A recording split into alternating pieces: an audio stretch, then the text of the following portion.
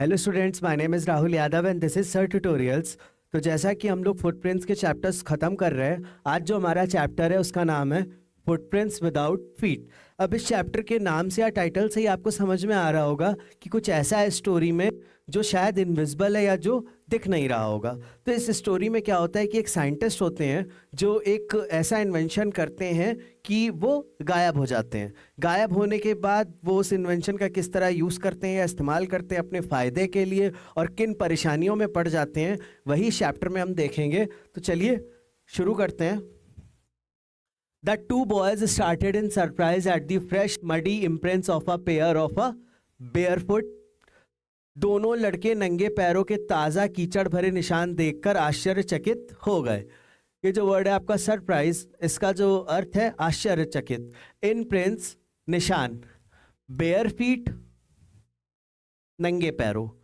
What was barefooted man doing on the steps of a house in the middle of London? London के बीच में एक नंगे पैर आदमी एक घर की सीढ़ियों पर क्या कर रहा था? And where was the man, और वह आदमी कहाँ था? As they gazed a remarkable sight met their eyes. जब उन्होंने देखा तो उनकी आंखों के सामने एक अद्भुत दृश्य था। रिमार्केबल साइट, अद्भुत दृश्य। अ fresh footmark appeared from nowhere. कहीं से एक ताज़ा पदचिन्ह दिखाई दिया। अपीयर्ड, दिखाई दिया। फुटमार्क, पदचिन्ह। अब स्टोरी कैसे स्टार्ट हो रही है कि दो लड़के होते हैं, उन्हें क्या दिखाई देता है कि मड में या कीचड़ में निशान बन रहे होते हैं। किस चीज़ के? पैरों के निशान बन रहे होते हैं। और जब वो उसके बारे में जानने की कोशिश करते हैं तो वो क्या देखते हैं अचानक से कि फुटप्रिंट्स यानी कि पैरों के निशान और बनना स्टार्ट हो जाते हैं और कोई भी उन्हें दिखाई नहीं देता है। Further footprints followed one after another, descending the steps and progressing down the street। एक के बाद एक और पदचिन्ह सीढ़ियों से उतरते हुए सड़क पर आगे बढ़ते गए। Descending the steps, पदचिन्ह सीढ़ियों से उतरते।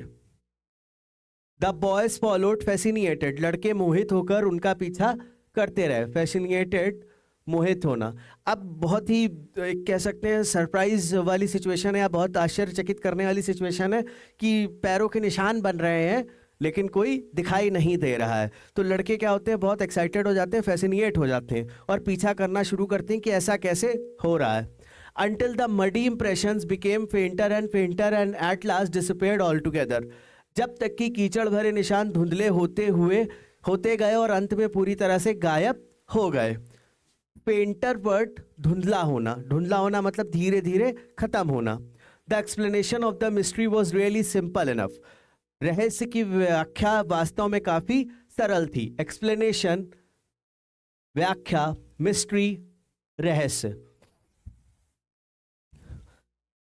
The bewildered boys had been following a scientist who had just discovered how to make the human body transparent। हैरान लड़के एक वैज्ञानिक का पीछा कर रहे थे जिसने अभी अभी यह पता लगाया था कि मानव शरीर को पारदर्शी कैसे बनाया जाए। पारदर्शी मतलब जिसके आर पार देखा जा सके। जैसे कि कांच होता है, ग्लास, तो उसके आर पार हम देख पा रहे होते हैं तो उसको क्या बोलते हैं? ट्रांसपेरेंट। वैसे ही एक साइंटिस्ट ने ये कह सकते हैं कि इस तरीके का इन्वेंशन कर लिया था कि ह्यूमन बॉडी कैसे ट्रांसपेरेंट हो जाए। ये जो वर्ड है आपका ट्रांसपेरेंट, इसका अर्थ क्या है? पारदर्शी। ग्रिफिन। अब साइंटिस्ट का क्या नाम है? ग्रिफिन, मेन कैरेक्टर आपके स्टोरी के। The scientist had carried out experiments after experiment to prove that the human body could become invisible. वैज्ञानिक ग्रिफिन ने यह साबित करने के लिए कई प्रयोग किए थे कि मानव शरीर अदृश्य हो सकता है। अब एक्सपेरिमेंट, प्रयोग, इनविजिबल, अदृश्य। उन्होंने बहुत सारे एक्सपेरिमेंट्स किए और फाइनली इस नतीजे पे या इस निष्कर्ष पे आ गए थे कि कैसे ह्यूमन बॉडी जो है उसको ट्रांसपेरेंट किया जा सकता है। Finally he swallowed certain rare drugs and his body became as transparent as a sheet of glass, though it also remained as solid as glass। अंत में उसने कुछ दुर्लभ दवाएं निगल ली और उसका शरीर कांच की शीट की तरह पारदर्शी हो गया, हालांकि यह कांच की तरह ठोस भी था।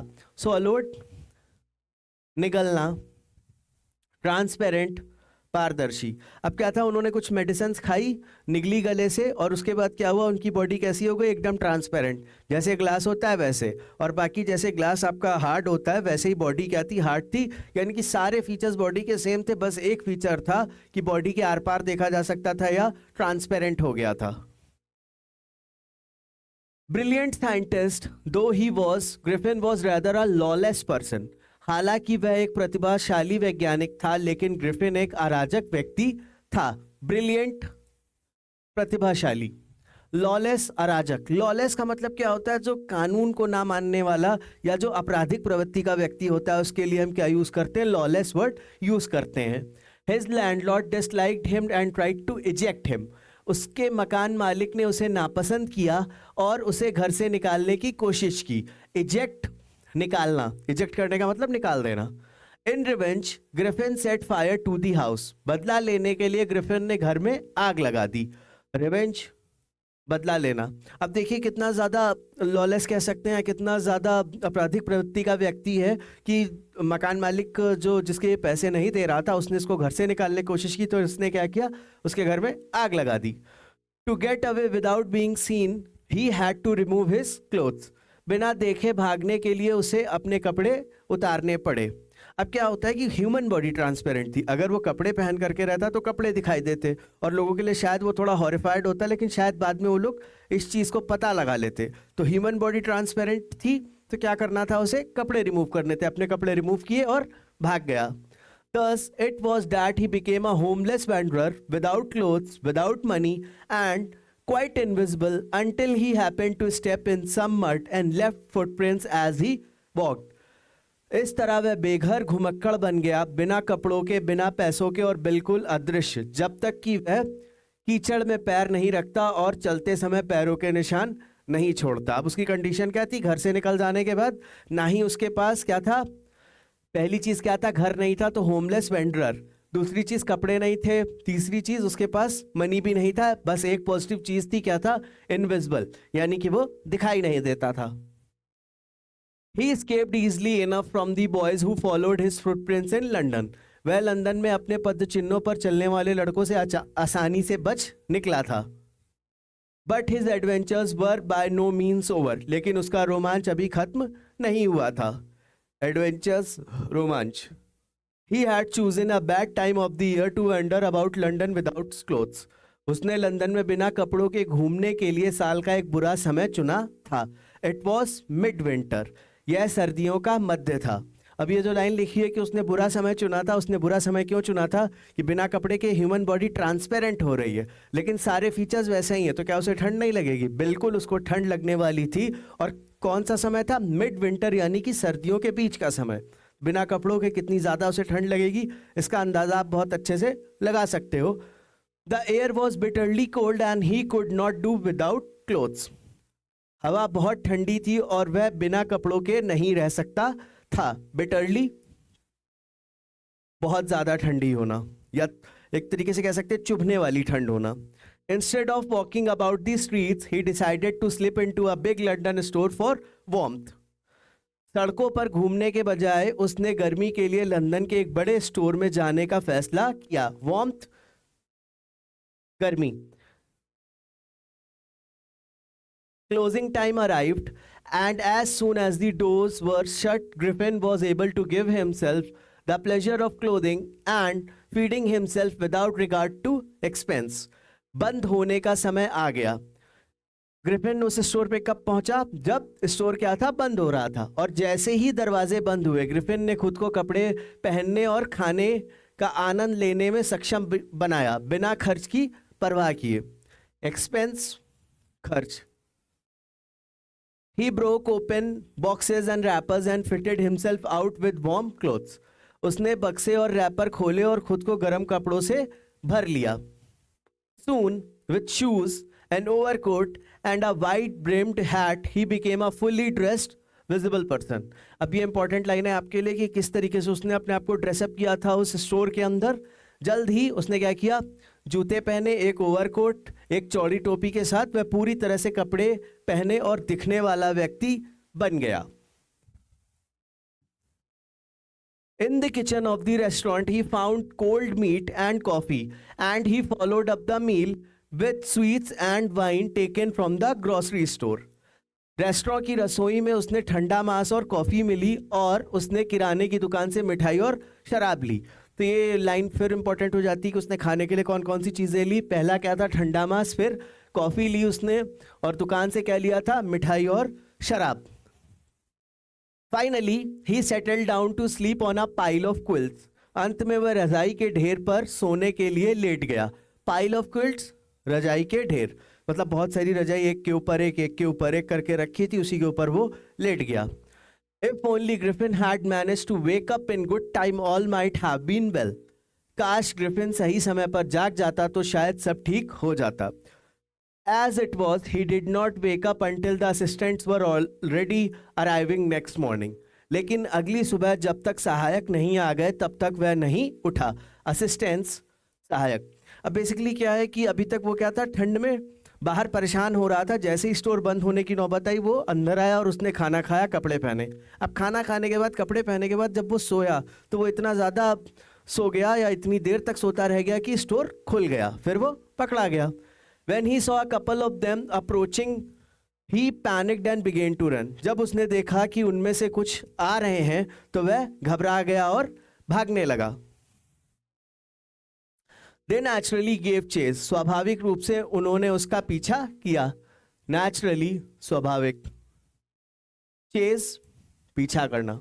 In the end, he was able to escape only by quickly taking off his newly found clothes. अंत में वह अपने नए नए मिले कपड़ों को जल्दी से उतार कर ही बच पाया। Escape, बच पाना। अब क्या था, उसके पास बचने का एकमात्र रास्ता रहता था कि वो जब कपड़े पहने रहता था तो लोग उसे देख लेते थे। तो बचने का क्या रास्ता था, कपड़े उतारो। और अंत में उसने क्या किया, अपने जो कपड़े पहने थे वो सारे उतारे और फिर से इनविजिबल हुआ और भाग गया या एस्केप हो गया। So once more he found himself invisible but naked in the chill January air. इस तरह एक बार फिर उसने खुद को जनवरी की ठंडी में अदृश्य लेकिन नंगा पाया। This time he decided to try the stock of a theatrical company in the hope of finding not only clothes but also something that would hide the empty space above his shoulders. इस बार उसने एक नाट्य company के stock को आजमाने का फैसला किया, इस उम्मीद में कि इस बार उसने केवल कपड़े ही नहीं वरन जो उसके कंधों के ऊपर रिक्त स्थान, गर्दन व चेहरे को छुपा दे। अब इस बार उसने दूसरी जगह ढूंढी। थेरेटिकल कंपनी थी, यानी कि नाट्य कंपनी होती है, और वहाँ पे क्या होता है, नाटक होते हैं। तो उस कंपनी में वो गया और वहाँ पे उसने कपड़े ढूंढना स्टार्ट किए। और इस बार उसने क्या सोचा कि इसकी गर्दन और ये जो फेस वाला हिस्सा है ये भी छुप जाए। Shivering with cold he hurried to Drury Lane, the centre of the theatre world. ठंड से कांपते हुए वह थिएटर की दुकान के केंद्र ड्रूरी लेन की ओर भागा। He soon found a suitable shop. उसे जल्द ही एक उपयुक्त दुकान मिल गई। Suitable, उपयुक्त। He made his way invisible upstairs and came out a little later wearing bandages round his forehead, dark glasses, false nose, big bushy side whiskers and a large hat. अब दूसरी बार उसने अपना गेटअप कैसा किया है, वह अदृश्य होकर ऊपर की ओर गया और थोड़ी देर बाद अपने माथे पर पट्टियां, काला चश्मा, नकली नाक, बड़ी घनी मूछे और एक बड़ी टोपी पहने हुए बाहर आया। अब क्या था, थिएटिकल कंपनी में अब जहाँ पर थिएटर होता है वहाँ पे वो था। तो थिएटर वाली कंपनी में क्या था, उसे बहुत सारी चीज़ें ऐसी मिली जिससे कि मेकअप किया जा सकता है। तो इसने इस बार क्या किया, अपना जो लुक था उसको भी चेंज किया। To escape without being seen, he carelessly attacked the shopkeeper from behind, after which he robbed him of all the money he could find. किसी की नज़र में आए बिना भागने के लिए उसने दुकानदार पर पीछे से हमला कर दिया, जिसके बाद उसने उससे सारे पैसे लूट लिए। Eager to get away from crowded London, he took a train to the village of Epping, where he booked 2 rooms at the local inn. भीड़ भरे लंदन से दूर जाने के लिए उपयुक्त वह ट्रेन से ईपिंग गांव पहुंचा, जहां उसने स्थानीय सराय में 2 कमरे बुक किए। अब बेसिकली क्या था, लंदन में क्या था कि उसने बहुत ज़्यादा भीड़ थी या बहुत ज़्यादा लोग थे, जिसकी वजह से बार बार वो पकड़ा जाता था। तो वो एक छोटी सी जगह जिसका क्या नाम है, गांव कह सकते हैं, ईपिंग, वहाँ जाने के लिए उसने क्या किया, ट्रेन ली और वहाँ पे जाके एक होटल में 2 कमरे बुक किए। The arrival of a stranger at an inn winter was in any case an unusual event. सर्दियों में सराय में किसी अजनबी का आना वैसे भी एक असामान्य घटना थी।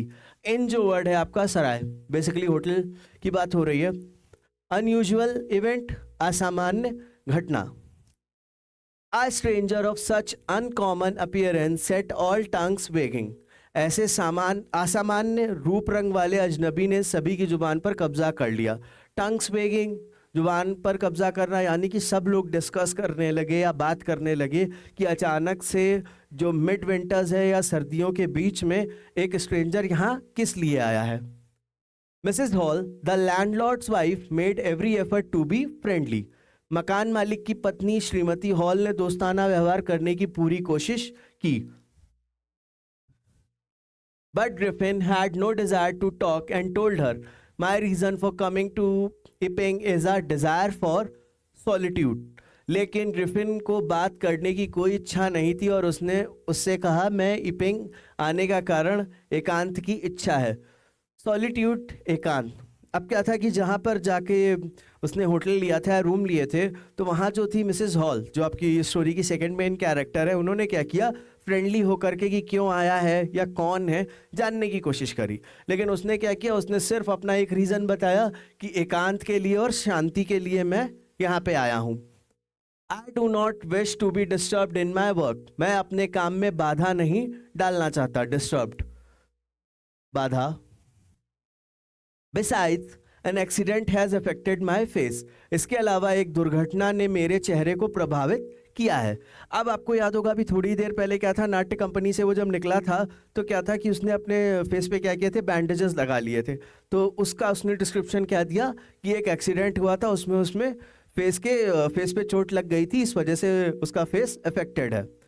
Satisfied that her guest was an eccentric scientist and in view of the fact that he had paid her in advance, इस बात से संतुष्ट कि उसका मेहमान एक विलक्षण वैज्ञानिक था और इस तथ्य को मद्देनजर कि उसने उसे अग्रिम भुगतान किया था। अब 2 पॉइंट्स थे। पहला कि वो अपने काम से काम रखने वाला, इसेंट्रिक का मतलब विलक्षण वैज्ञानिक, यानी कि अपने काम से काम रखने वाला, और दूसरा पहले ही एडवांस में उसने क्या किया था, पेमेंट कर दिया था। इस वजह से मिसेस हॉल जो थी वो सेटिस्फाइड थी। Mrs Hall was prepared to excuse his strange habits and irritable temper. श्रीमती हॉल उसकी अजीब आदतों और चिड़चिड़े स्वभाव को माफ करने के लिए तैयार थी। ये जो वर्ड आपका लिखा हुआ है, एक्सक्यूज, माफ करने, स्ट्रेंज हैबिट्स, अजीब आदतें, इरिटेबल टेम्पर, चिड़चिड़े स्वभाव। But the stolen money did not last long, and presently Griffin had to admit that he had no more ready cash. लेकिन चोरी की गई रकम ज़्यादा देर तक नहीं टिकी और जल्द ही ग्रिफिन को यह स्वीकार करना पड़ा कि उसके पास और कोई नकदी नहीं है। यानी कि जो वो पैसे चुरा करके लाया था उसने सारे खर्च कर दिए थे और फिर थोड़ी देर बाद या थोड़े दिनों बाद उसने क्या किया, ये बात एडमिट करी कि उसके पास अब कैश नहीं है या नकद में रुपए नहीं है। He pretended, however, that he was expecting a check to arrive at any moment. हालांकि उसने दिखावा किया कि वह किसी भी समय चेक आने की उम्मीद कर रहा है। Pretended, दिखावा। Shortly afterwards, a curious episode occurred. कुछ ही समय बाद एक अजीबोगरीब घटना घटी।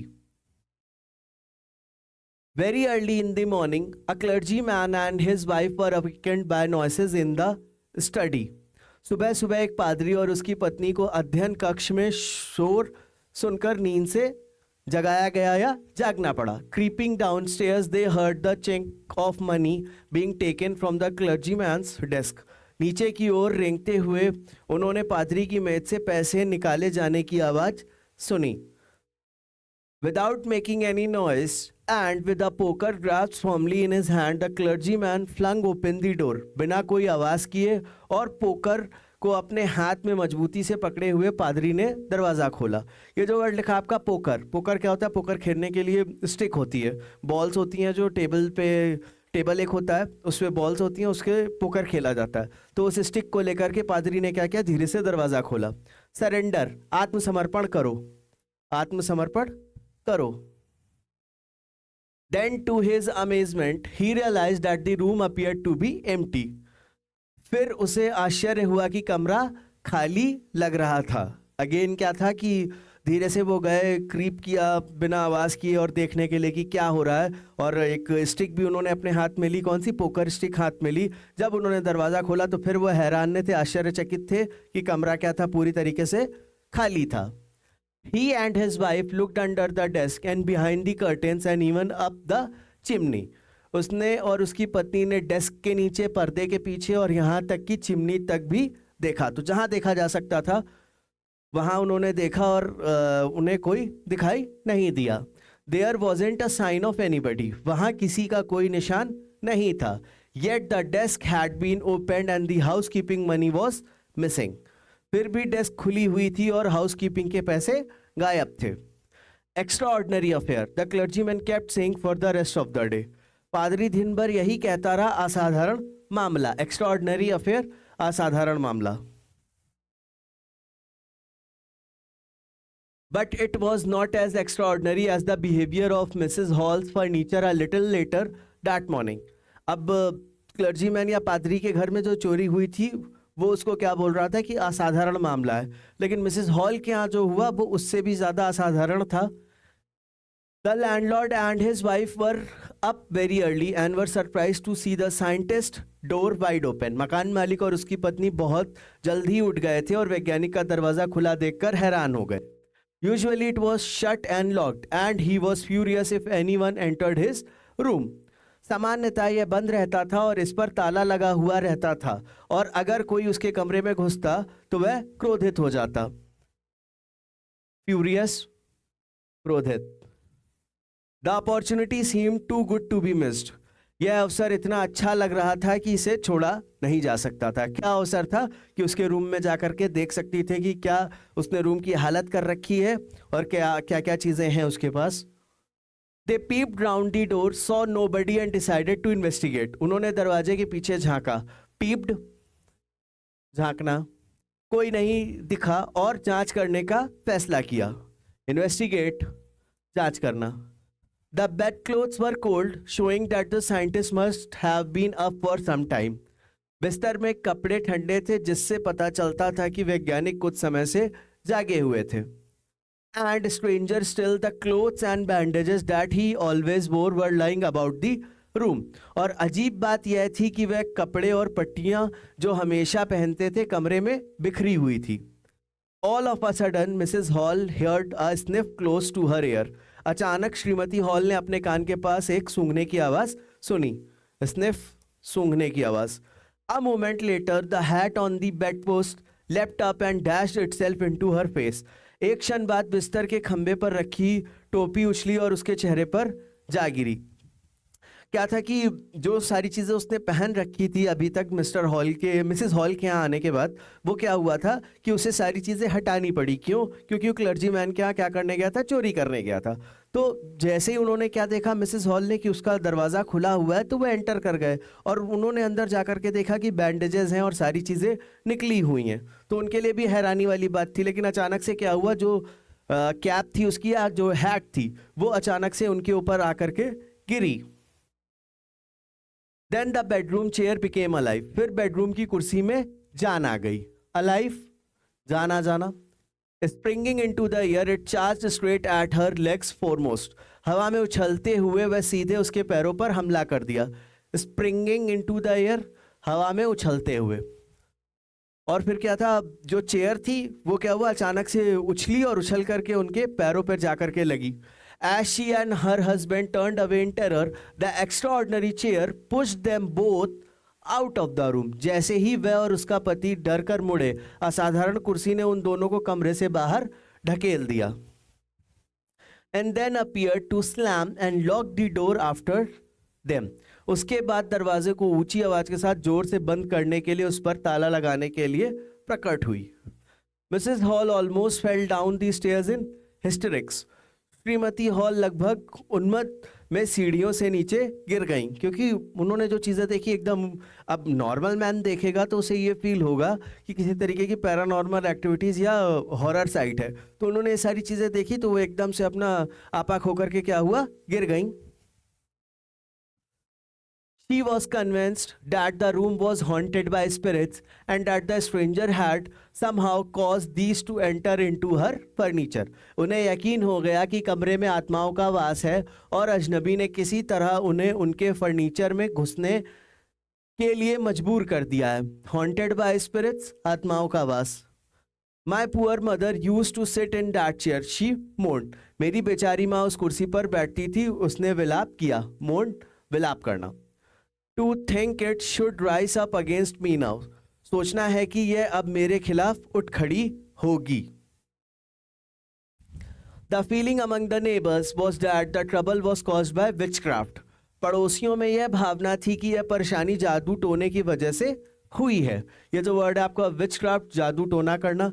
अब मिसेस हॉल को और मिस्टर हॉल को क्या लग रहा था कि जो उनका रूम है वो हॉन्ट है, किससे, किसी सोल से या किसी आत्मा से। और जो पड़ोसी थे उनका क्या कहना था कि ये जादू टोने के कारण है। बट विच क्राफ्ट और not, when news of the burglary at the clergyman's home became known, the strange scientist was strongly suspected of having had a hand in it.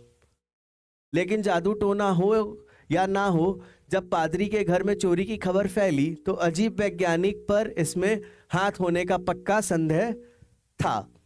Suspicion grew even stronger when he suddenly produced some ready cash, though he had admitted not long before that he had no money. संदेह तब और भी मजबूत हो गया जब उसने अचानक कुछ नकदी दिखाई, हालांकि उसमें कुछ समय पहले ही स्वीकार किया था कि उसके पास पैसे नहीं थे। अभी तक क्या था, लोगों को थोड़ा सा संदेह था या कह सकते हैं शक था, लेकिन कुछ दिन पहले ही उसने क्या बोला था कि उसके पास अब कैश बचा नहीं है। और अचानक से फिर उसने जब कैश दिखाया तो लोगों को और ज़्यादा सस्पेशन होने लगा या और ज़्यादा लोगों को भरोसा होने लगा। सस्पेशन, संदेह। The village constable was secretly sent for. गांव के कांस्टेबल को गुप्त रूप से बुलाया गया।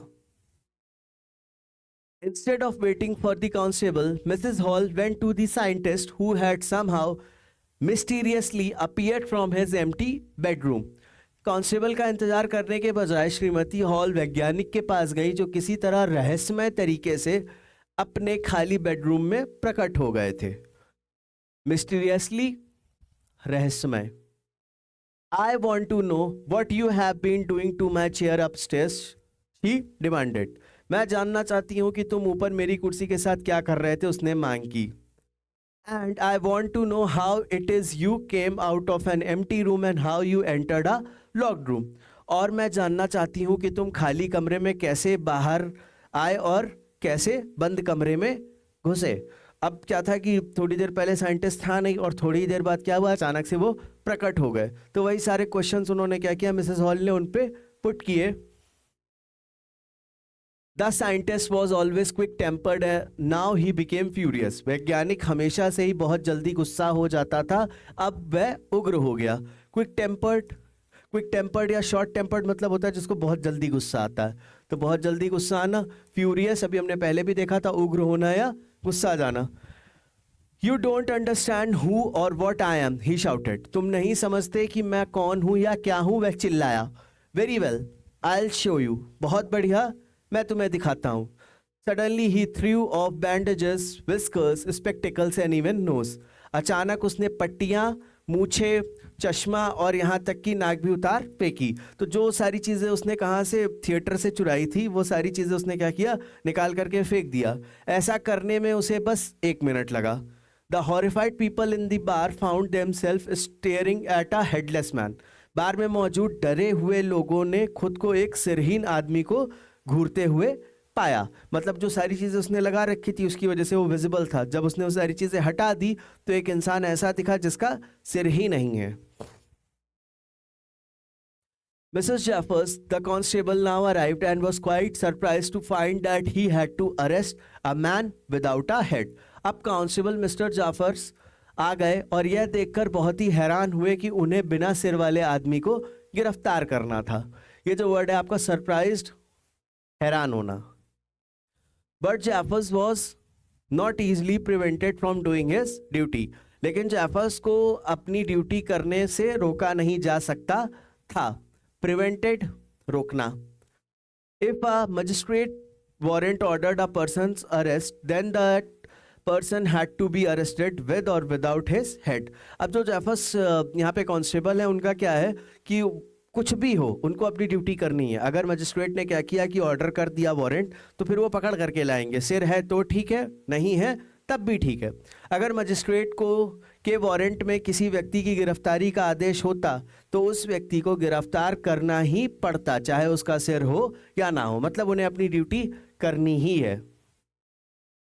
There followed a remarkable scene as the policeman tried to get hold of a man who was becoming more and more invisible as he threw off one garment after another. इसके बाद एक उल्लेखनीय दृश्य देखने को मिला जब पुलिसकर्मी एक ऐसे व्यक्ति को पकड़ने की कोशिश कर रहा था जो एक के बाद एक कपड़े उतारता हुआ अदृश्य होता जा रहा था। रिमार्केबल सीन, उल्लेखनीय दृश्य। Finally, a shirt flew into the air and the constable found himself struggling with someone he could not see at all. अंत में एक शर्ट हवा में उड़ गई और कांस्टेबल ने खुद को किसी ऐसे व्यक्ति से संघर्ष करते हुए पाया जिसे वह बिल्कुल भी नहीं देख सकता था। स्ट्रगलिंग, संघर्ष करना, मतलब क्या था, जैसे जैसे साइंटिस्ट कपड़े उतार रहा था वैसे वैसे उसकी बॉडी क्या थी, ट्रांसपेरेंट होती चली जा रही थी। तो कांस्टेबल क्या थे, उसके पीछे थे, तो जैसे जैसे कपड़े उतरते गए वो ट्रांसपेरेंट होता चला गया। और एट लास्ट क्या हुआ कि उसने एक शर्ट जो थी उसको हवा में उड़ाया और पूरी तरीके से गायब। और जो कांस्टेबल जेफर्स थे उनके लिए बहुत ज़्यादा मुश्किल हो गया ऐसे इंसान को पकड़ना जो दिख ही नहीं रहा था। Some people tried to help him but found themselves hit by blows that seemed to come from nowhere. कुछ लोगों ने उसकी मदद करने की कोशिश की लेकिन उन्हें ऐसे वार लगे जो कहीं से भी नहीं आए थे। यानी कि अब पर्सन ही विजिबल नहीं है, आप उसे देख ही नहीं पा रहे हो और आप उसके पीछे भाग रहे हो, तो वो जिधर से चाहेगा उधर से चीज़ें फेंक करके मारेगा। तो वही चीज़ लोगों का था कि उन्हें चीज़ें लग रही थी और पता नहीं चल रहा था कहाँ से आकर के हिट हो रही हैं। In the end, Jeffers was knocked unconscious as he made a last attempt to hold on to the unseen scientist. अंत में जेफर्स बेहोश हो गए क्योंकि उन्होंने अदृश्य वैज्ञानिक को पकड़ने का आखिरी प्रयास किया। Unconscious, बेहोश होना। There were nervous, excited cries of hold him, but this was easier said than done. उसे पकड़ो की घबराई हुई उत्तेजित चीखें थी, लेकिन यह कहना जितना आसान था करना उतना ही मुश्किल। Griffin had shaken himself free and no one knew where to lay hands on him. Griffin ने खुद को मुक्त कर लिया था और कोई नहीं जानता था कि उसे कहाँ हाथ लगाना है। यानी कि एंड में क्या हुआ, फिर उसने अपने सारे कपड़े उतारे और वह भाग गए। तो आपका ये चैप्टर यहीं फिनिश होता है। Thank you students.